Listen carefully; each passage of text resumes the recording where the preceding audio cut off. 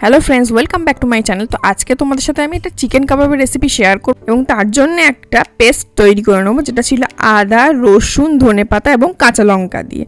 और ये पेस्टटा किन्तु मैरिनेशनेर काजे लागबे। तो ये चिकेन निये नेब। आमी टुकरो टुकरो करे चिकेनगुलो केटे नियेछिलाम, दोकान थेके काटिये এনেছিলাম। तारपरे ओई पेस्टटा देब एबं टक दई और फ्रेश क्रीम और एक एभारेस्टेर कबाब मशला पावा जाए सेइटा आमी किने दिएछिलाम। तोमरा चाइले रेडिमेड मशलार परिबर्ते बाड़ीते बानानो मशला यूज करते पारो। आमी जेहेतु जानी ना तो सेजন্য আমি কেনা মশলা ইউজ করেছিলাম। তোমরা কে কিভাবে কাবাব তৈরি করো প্লিজ আমার সাথে একবার শেয়ার করো। আর পরিমাণ মতো নুনও দিয়ে নিয়েছিলাম, মাঝখানে আমি বলতে ভুলে গিয়েছিলাম।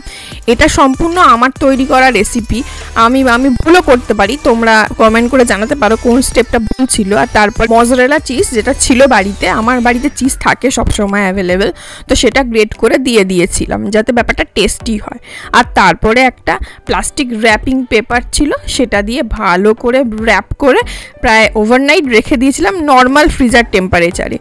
আর তারপরে ওভারনাইট রাখার পরে একটা হচ্ছে মাইক্রোওয়েভ থেকে যে ট্রেটা আছে সেই ট্রেটা বার করে তাতে অ্যালুমিনিয়াম ফয়েল ভালো করে চিপকে আর বাটার ফ্যাক্টরি বাটার ব্রাশ করে নেব। তোমরা চাইলে ননস্টিকের ট্রেতে এমনিই করতে পারো সেগুলো, যেহেতু ওটা ননস্টিক। তো আমি অতটা রিস্ক নিইনি, আমি ওখানে ফয়েল চিপকেই করেছি যাতে আমার খাটনিটা কমে আর কি, যাতে পুড়ে গেলে ওটা চিপকে না যায় আর আমার সুবিধাও হয়, তুলতে পরিষ্কার করতে সুবিধাও হয়।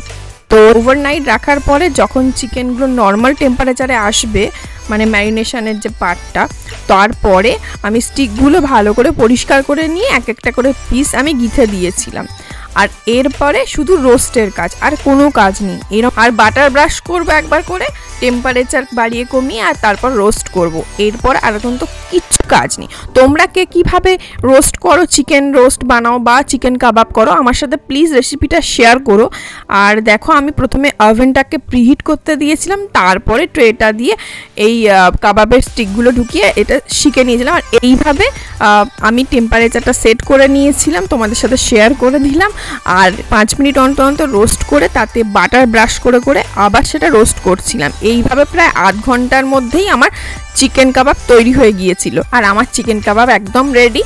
আর তোমাদের পুজো কেমন কাটলো প্লিজ কমেন্ট করে জানিও। and if you like my video please do like, comment, share, subscribe to my channel and press the bell icon to get more notification and update also. Thank you.